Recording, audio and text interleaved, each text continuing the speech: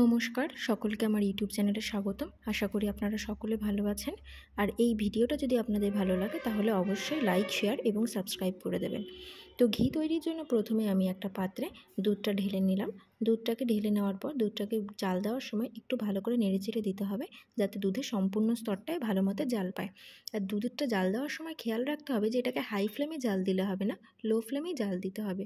তার কারণ লো ফ্লেমে জাল দিলে কী হবে, দুধের ওপরে যে সরটা পড়বে সেটা বেশ সুন্দর মোটা স্তরের হয়েও পড়বে আর সাইড দিয়ে সুন্দর লেগে যাবে, যার জন্য সরটা আমাদের পরে তুলতে সুবিধা হবে।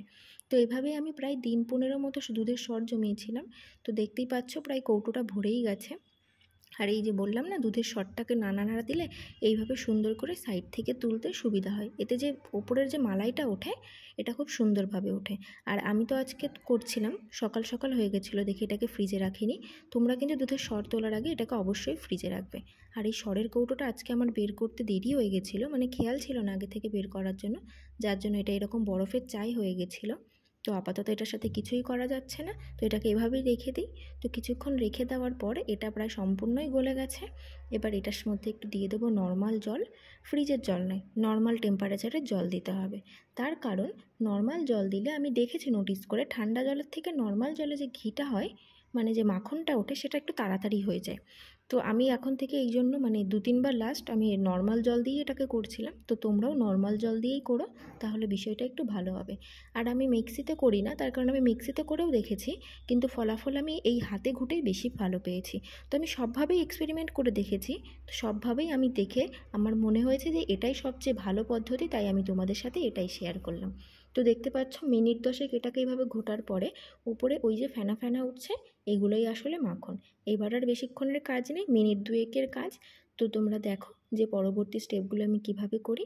প্রায় 1 মিনিট ঘাটার পর দেখতে পাচ্ছ যে এটা প্রায় হয়ে এসছে। কেমন মনে হচ্ছে না যে ছানা ছানা? তো এটা প্রায় হয়েই গেছে, 90% হয়ে গেছে। এটাকে আর কিছুক্ষণ ঘাটলেই এটা থেকে পুরো সরটা উঠে আসবে। তো এই যে দেখতে পাচ্ছ এখন এখান থেকে পুরো মাখনটাও হয়ে গেছে। এটাকে আর ফেটানোর কোনো প্রয়োজন নেই। এবার এটাকে তুলে একটা পরিষ্কার পাত্রে, মানে ঠান্ডা জলের পাত্রে তুলে নেব। তো আমি এখান থেকে এটাকে তুলে একটা ঠান্ডা জলের পাত্রে ট্রান্সফার করব। তো তোমরা দেখো ততক্ষণে। তো এই যে এই কৌটোটার মধ্যে আমি ঠান্ডা জল রেখে দিয়েছিলাম। ঠান্ডা জল রেখে এটাকে আমি এখান থেকে নিয়ে ওখানটায় রাখছি। জাস্ট একবার ওয়াশ করব, বেশি ওয়াশের কোনো প্রয়োজন নেই। কারণ ওয়াশ করার পরেও যেটা হয় সেটা কি হয়, ওয়াশ করলে যে ঘিয়ের যে জাল দেওয়ার পরে যে মাওয়াটা বেরোয় সেটা অনেকটা কম হয়। আর যদি ওয়াশটা না করা হয় তাহলে সেই মাওয়াটা পাওয়া যায়। আর আমরা তো সেই মাওয়াটা দিয়ে ভাত খাই, যেই কারণে মাওয়াটা আমরা পাওয়ার জন্য আমি ওয়াশটা একবারই করি। তো জলটা একটু কম ঠান্ডা থাকার কারণে ঘিটা পুরোপুরি মানে হচ্ছিল না মাখনের শেপটা। তো যার কারণে আমি ফ্রিজ থেকে কয়েক টুকরো বরফ এনে এর মধ্যে ঢেলে দিলাম। তো এইভাবেই কিছুক্ষণ রেখে দিলে এই যে মাখনটা এটা একটু টাইট শেপ নিয়ে নেবে, যেটা দেখতে ওই ইউটিউবে দেখায় না বল শেপ হয়ে যায়, তো পুরোপুরি সেরকম বল শেপের মতো হয়ে যাবে। তো সেটাকে আমি তারপরে রেখে দেওয়ার পর এই যে কড়াইতে ট্রান্সফার করে দিলাম। এবার কড়াইটাতে জাল ধরিয়ে হাই ফ্লেমে দিয়ে এটাকে কিছুক্ষণ জাল দিয়ে নেব। আর এটাকে ততক্ষণ পর্যন্ত হাই ফ্লেমে রাখতে হবে যতক্ষণ না পর্যন্ত এটা সম্পূর্ণ গলে যায়। তো এই যে দেখতে পাচ্ছ এটা সম্পূর্ণ গলে গেছে। এটা সম্পূর্ণ গলে যাওয়ার পরে গ্যাসের ফ্লেমটাকে কিন্তু মিডিয়াম ফ্লেমে তার রাখতে হবে, এবং মিডিয়াম ফ্লেমে রাখার কিছুক্ষণ পরে সেটাকে লো ফ্লেমে দিয়ে দিতে হবে। তা না হলে কিন্তু এটা নিচ থেকে লেগে যাবে, আর নিচ থেকে লেগে গেলে পুরো ঘিটা জ্বলে যাবে, আর সেই ঘি খাওয়া যাবে না, পুরো ঘিতেই পোড়া গন্ধ হয়ে যাবে। আর এই যে সেই ঘিয়ের তোলার পরে যে দুধটা ছিল সেই দুধটা এখানে বসিয়েছি, এটাতে কি হচ্ছে তারপরে বলছি তোমাদের। তো এই যে দেখতে পাচ্ছ ঘিটার প্রায় হয়েই গেছে। এই যে ফেনা ফেনাগুলো হচ্ছে এগুলো কিন্তু তুলে ফেলে দেবে না, এগুলো ঘিয়ের থেকেই বেরোয়। তো এইভাবে ভালো করে নাড়া দিতে হবে, সাইড দিয়ে একটু নয়তো লেগে লেগে যাচ্ছিলো আমার, তো আমি একটু ভালো মতোই নাড়া দিচ্ছিলাম। আর এই যে দেখো যেটা জাল দিচ্ছিলাম না, এটা দেখো কীরকম পনির হয়ে মানে ছানা হয়ে গেছে। তো এই ছানা থেকে আমি পনির করব, সেই পনিরটা দিয়ে সবজি বানাবো।